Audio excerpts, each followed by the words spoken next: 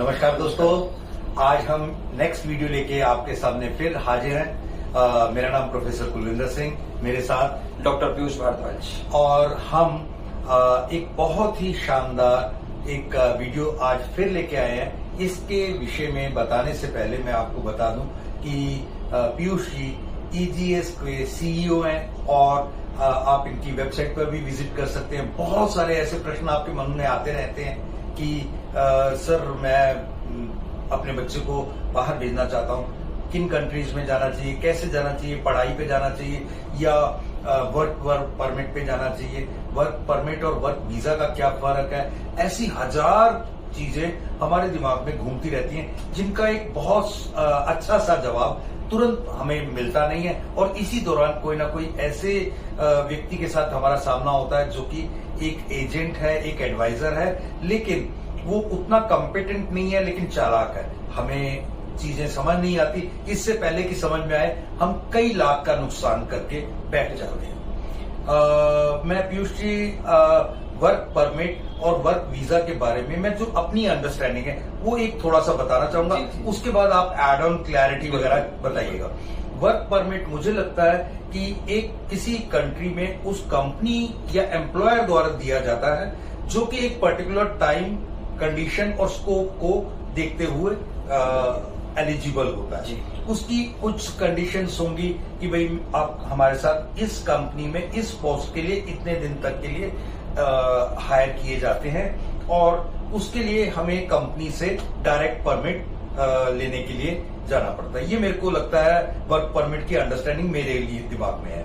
और work visa की understanding मुझे ये है कि यहाँ कंट्रीज का, एम्बेसीज का इन्वॉल्वमेंट हो जाता है, जिसमें कंट्री के एम्बेसी में हमें जाकर के एक एप्लीकेशन डालनी है। उसके बाद एक प्रोसेस स्टार्ट होगी, उसका एक करते हुए हमें कि भाई ये किस किस जगह पर कितने एलिजिबिलिटी के साथ ये बच्चा, ये पार्टिसिपेंट जा सकता है, उसकी कंडीशंस को देखते हुए उनकी वीजा फीस या बाकी चीजों को प्रोसेसेस करते हुए उसका एक पीरियड के बाद एक वीजा आ जाता है। वो अलग अलग कैटेगरीज में आता है, कोई डिफरेंट कैटेगरीज होती हैं, टूरिस्ट कैटेगरी होती है, वर्क परमिट की कैटेगरी होती है, वर्क वीजा की कैटेगरी होती है, और भी बहुत सारे वर्क परमिट में ही कई कैटेगरीज होती हैं। इतने ड्यूरेशन की कैटेगरी है, इतने ईयर्स की कैटेगरी है। तो वो सब चीजों को देखते हुए मेरी एक अंडरस्टैंडिंग है कि हमें इन चीजों के बारे में बहुत ज्यादा डीप डिटेल होना चाहिए। हम अपने जिगर के टुकड़े को, अपने बच्चे को एक दूसरी कंट्री में, दूसरी जगह पर दूसरे हाथों में भेज रहे हैं, वो अपनी सुरक्षा, अपनी चीजों को कैसे टेक केयर कर पाएगा जब इतनी बारीक चीजें नहीं पता। तो आप इसमें क्या ऐड करना चाहते हैं मेरे इस? जी बिल्कुल सर, मैं थोड़ा सा पहले डिफरेंस बता देता हूँ जी कि वर्क परमिट और वर्क वीजा में क्या डिफरेंस है।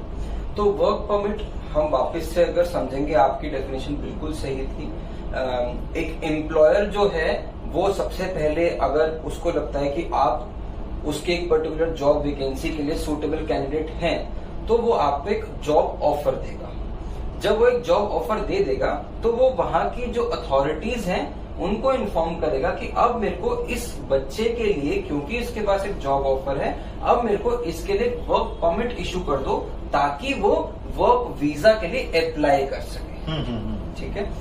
वर्क परमिट का मतलब ये बिल्कुल भी नहीं है कि आपका वर्क वीजा आ गया जी। बहुत सारे एजेंट्स, कंसल्टेंट्स इस टाइम पे मिसलीड करते हैं कि वर्क परमिट आ गया का मतलब है वीजा आ गया आपका। बिल्कुल अलग अलग चीजें हैं।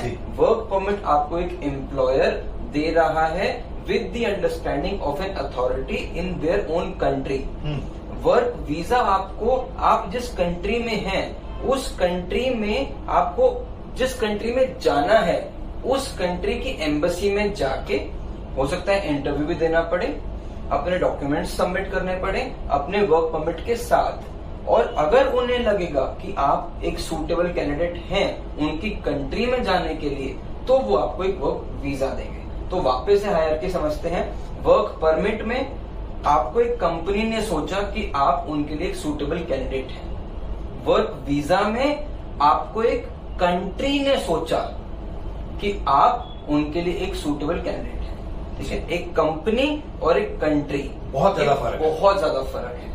हम लोग एक कंपनी है और हमारी सरकार, हमारी कंसुलेट, हमारी एम्बेसीज एक कंट्री है जो रिप्रेजेंट कर रही है इस पूरे कंट्री को। जी बिल्कुल ठीक कह रहे हैं। तो इसके लिए मैं एक छोटा सा एग्जांपल सबको बताता हूं हमेशा कि वर्क परमिट आ गया, well and good. Work permit बहुत सारे लोग बेचते भी है मार्केट में, बहुत ये बिजनेस बहुत बड़ा चल रहा है कि वर्क परमिट आप खरीद सकते हैं। वर्क परमिट खरीद लिए, इसका मतलब ये नहीं है कि आपको वीजा मिल जाएगा। आपको वीजा कैसे मिलेगा?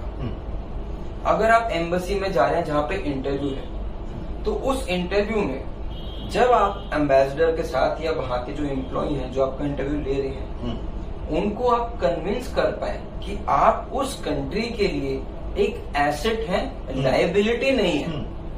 तभी वो आपको हायर करेंगे। एक काम के लिए जा रहे हैं जो आपको आता है, तभी वो आपको उस कंट्री में जाने के लिए वीजा देंगे, अदरवाइज वो आपको वीजा नहीं देंगे।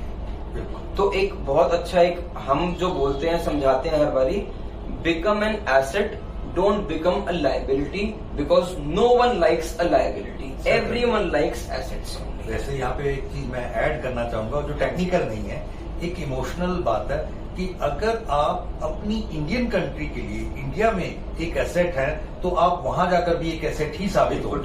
लेकिन अगर आप यहाँ पर भी एक लायबिलिटी है तो आपको ना कई तरह के ट्रिक्स प्ले करने पड़ेंगे कि यार मेरा किसी तरीके से लगवाओ, मैं कुछ पैसे भी देने के लिए तैयार हूँ मेरा। अगर आप रियली जाना चाहते हैं और वहां जाकर कोई एक व्हाइट कॉलर रिस्पेक्टेबल जॉब या बिजनेस में एंटर करना चाहते हैं तो आपको यहाँ भी अपनी वर्क क्रिएट करनी पड़ेगी। अगर आप ब्लू कॉलर के लिए भी जाना चाहते हैं तो बिना काम आए जाना कोई सेंस नहीं बनाता। मान लीजिए कि एग्जांपल के तौर पे हम कहते हैं आपको वेल्डिंग की जॉब के लिए रखा गया, आपको अगर वेल्डिंग ही नहीं आती है तो वहां जाके आप रोटी तो सेकेंगे नहीं, आपको वेल्डिंग तो करनी ही पड़ेगी। तो आपको वेल्डिंग आनी चाहिए।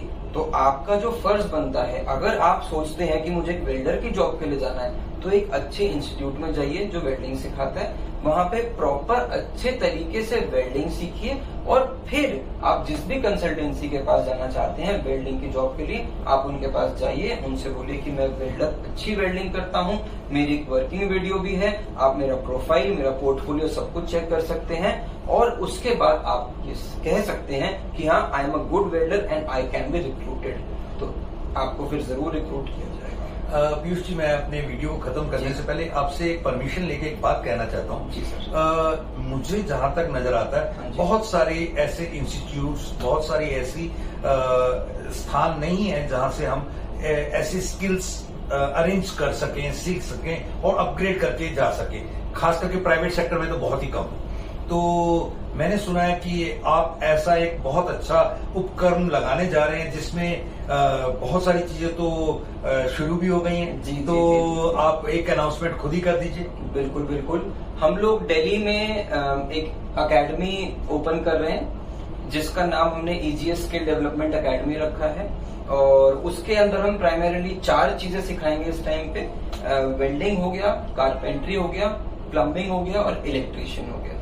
तो ये 4 ऐसे कोर्सेज हैं जिनकी ब्लू कॉलर जॉब्स कैटेगरी की अगर हम बात करें तो बाहर बहुत ज्यादा डिमांड है, पर उनको चाहिए ऐसे लोग जिनको प्रॉपरली स्किल्ड काम आता हो, प्रॉपरली स्किल्ड, जो प्रॉपरली स्किल्ड लेबर हो। तो हम लोगों ने ये अपना इंस्टीट्यूट दिल्ली में सर, कब तक आप इसको स्टार्ट कर रहे हैं? अनदर 40-45 डेज ये बिल्कुल फंक्शनिंग हो जाएगा। और सर, आप कहीं एनॉर्मस फीस तो नहीं लेंगे? नहीं, बिल्कुल हमारे इसके चार्जेस बेसिक रहेंगे।